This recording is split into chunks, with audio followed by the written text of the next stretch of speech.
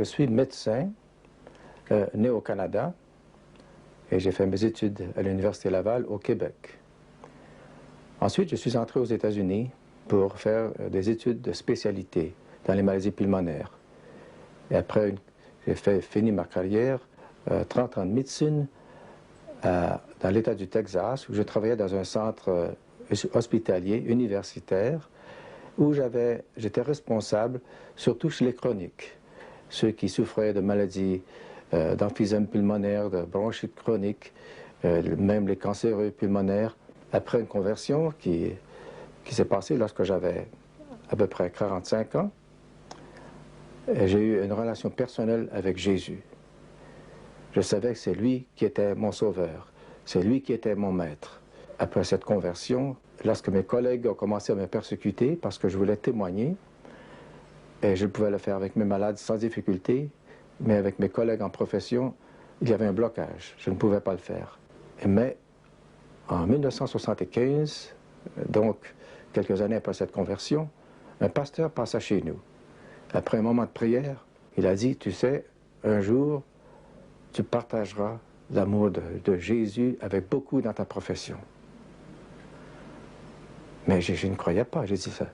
Je sais que je ne peux pas le faire. Je peux témoigner avec mes malades, mais non, pas avec mes collègues, les médecins, les infirmiers, infirmières, tout le personnel soignant. Je ne pouvais pas le faire. Et là, j'ai demandé au Seigneur, il m'a dit, tu as d'autres personnes pour le faire, ce n'est pas moi.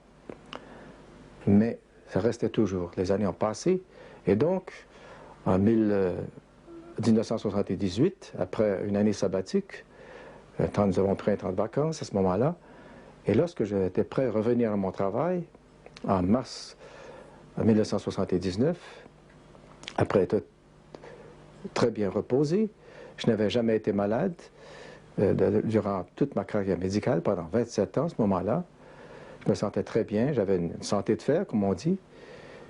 Et une journée, un samedi matin, le 24 mars de cette année, lorsque, après un peu de bricolage le matin, il y a un temps de prière avec ma femme, j'entre à la maison et avec une brassée de bois pour déposer tout près de la cheminée, et tout d'un coup, je me suis senti d'une fatigue que je ne pouvais pas comprendre. C'était un affaissement, un épuisement, sans douleur, je ne sentais aucune douleur.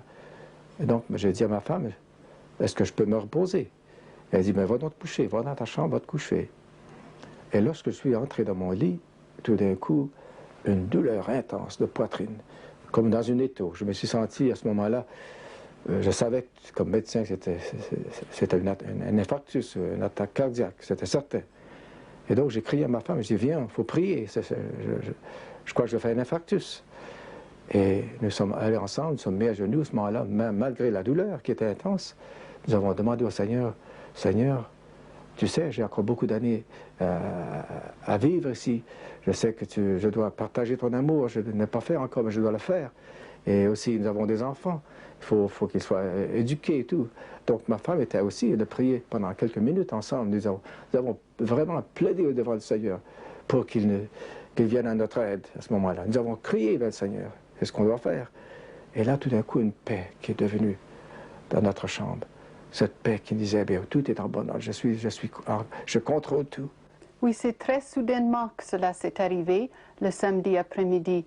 Gérard soudainement me dit qu'il ne se sentait pas bien et je lui dis de se coucher. Tous les deux, nous prions pour voir qu'est-ce qui se passe parce qu'il avait très, très mal au cœur. Et dans ma tête, j'ai pensé c'est peut-être une crise cardiaque. Nous sommes allés après cela à l'hôpital. Et tout le long du chemin, il parlait à Jésus, lui demandant d'être avec lui. Et là, dans la salle d'urgence, j'étais près de lui, je priais très en moi-même pour ne pas distraire. Et soudainement, le médecin me dit, voilà, il faut quitter la chambre. J'ai vu que Gérard avait fermé les yeux et je soupçonnais le pire. Quelques minutes après, le médecin m'a montré mon électrocardiogramme, qui était un tracé à ce moment-là. Il m'a dit, oui, tu fais un infarctus, c'est grave, c'est sérieux. Ta coronaire inférieure est totalement bloquée. Et donc, il faut commencer à te réanimer peut-être, on ne sait pas. À ce moment-là, je me sentais les moins moites et ma tension artérielle baissait. et je savais que j'étais tout près de la mort.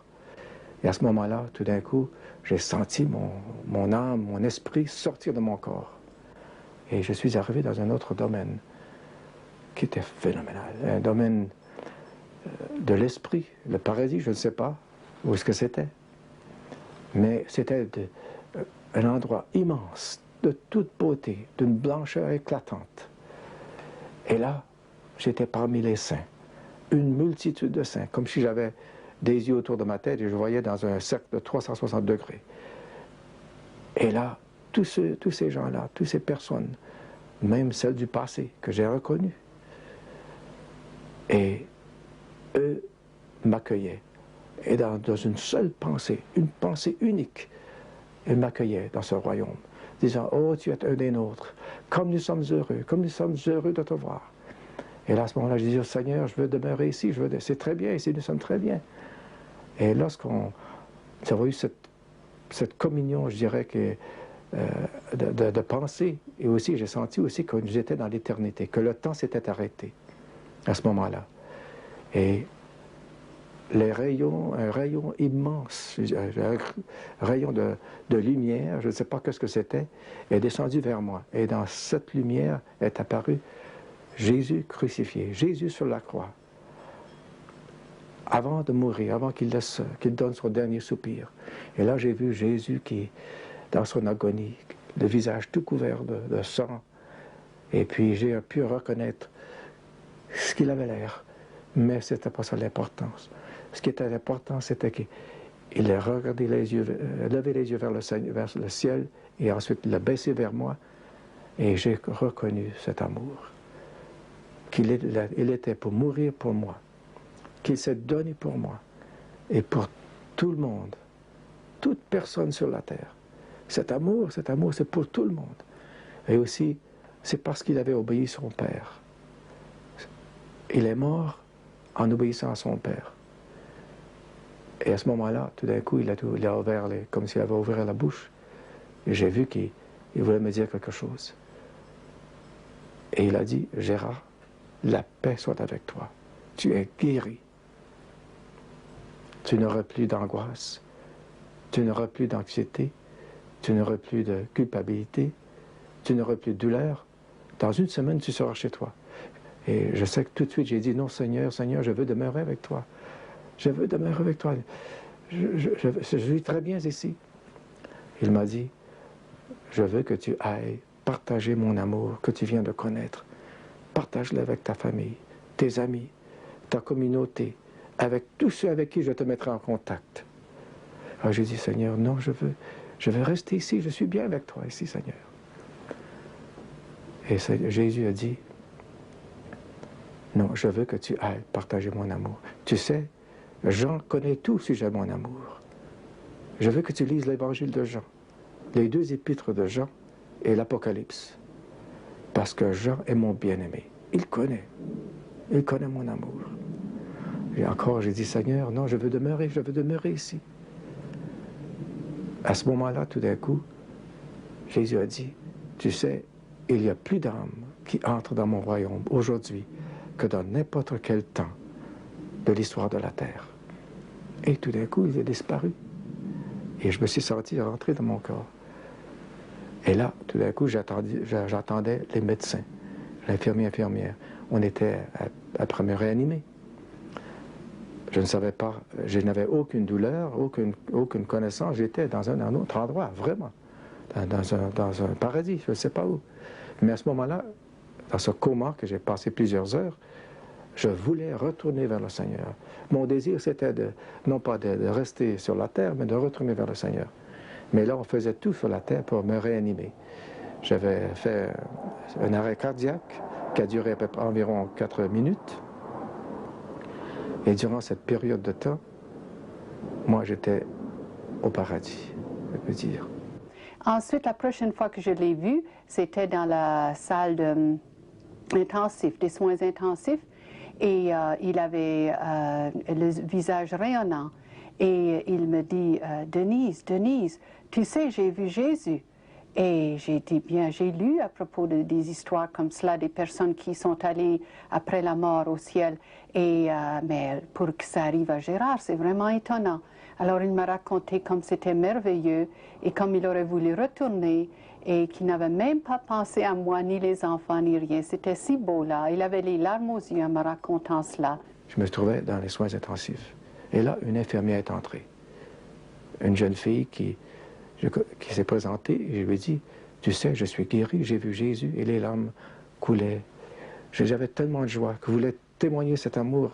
J'ai dit, tu sais, Jésus t'aime, Jésus m'aime, il m'a aimé, je suis guéri. Et elle écoutait, elle écoutait. Elle ne pouvait pas en finir, elle était là, elle ne voulait pas partir. Et tout d'un coup, une autre infirmière est entrée. Et cette jeune fille-là, après que je lui ai témoigné la même chose, elle a pris la fuite. Je ne savais pas qu'elle n'était pas chrétienne. Donc elle est allée dire à ses compagnes, elle se moquait de moi, elle dit, je ne sais pas ce qui se passe avec ce médecin, mais il a eu quelque chose qui s'est passé au cerveau. Mais le lendemain matin, 12 heures après, le médecin qui m'avait traité, le cardiologue, est entré. Il a dit, docteur, tu sais, tu es très très malade, ton cœur est fini. Si tu as une autre crise semblable, on ne ferait plus rien. Je viens justement de dire à ta femme que c'est très très très mauvais. On a tout fait pour te réanimer, mais ton cœur est encore très très brisé. Et donc, mais à ce moment-là, lorsqu'il a pu arrêter de parler, je lui ai dit, tu sais, je suis guéri, j'ai vu Jésus, je suis guéri, il t'aime, il m'aime. Donc j'ai pu témoigner avec ce médecin pour la première fois de l'amour de Christ, sans avoir de crainte, sans avoir peur. Je l'ai fait, je le faisais parce que l'amour, c'est beaucoup plus puissant que la crainte de ne pas témoigner. Et ce médecin a dit, mais fais attention, docteur Landry, tu sais, ne parle pas de ces choses-là, parce que si tu as une autre crise, on ne fait plus rien.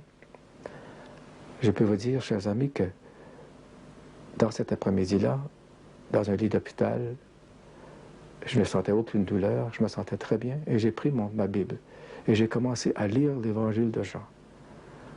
Et là, j'avais une joie infinie et des larmes qui me coulaient parce que j'ai vu comme Jean a connu cet amour.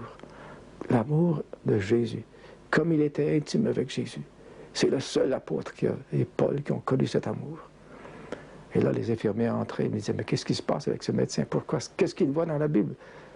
Et moi-même, je peux vous dire que c'est le moment le plus intense de ma vie, à ce moment-là, même dans ce lit d'hôpital.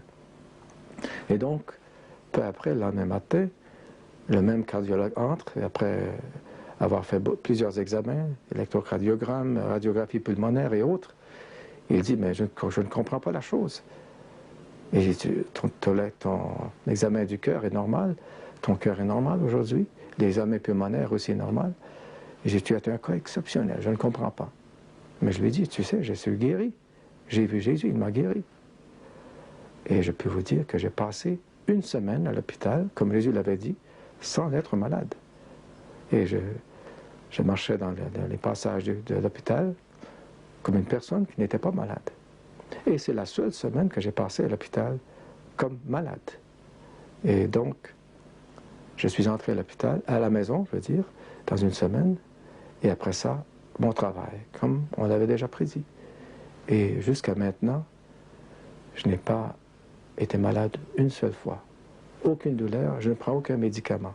Le Seigneur, ce qu'il fait, il le fait bien. Il a fait un miracle extraordinaire, je lui rends toute la gloire. C'est lui qui doit recevoir la gloire. C'est Jésus qui guérit. C'est le grand médecin. C'est lui qui est le médecin. Et donc, après, le Seigneur a ouvert toutes les portes pour que je puisse témoigner de ce message de l'amour de Christ, de l'amour de Jésus, avec tout le monde. Et c'est lui qui prépare le chemin. Il ouvre les portes. J'ai pu témoigner déjà avec mes collègues à l'hôpital où je travaillais, sans crainte. Et plusieurs ont déjà changé de vie. Plusieurs médecins sont déjà devenus chrétiens. Et des infirmières et d'autres personnels soignants de par le monde. Je suis allé même chez les musulmans. J'ai connu un médecin qui s'est converti. Et d'autres. Et donc c'est le Seigneur qui ouvre les portes. C'est le Seigneur qui qui a vraiment fait ce miracle dans ma vie, je lui rends gloire pour ce qu'il a fait.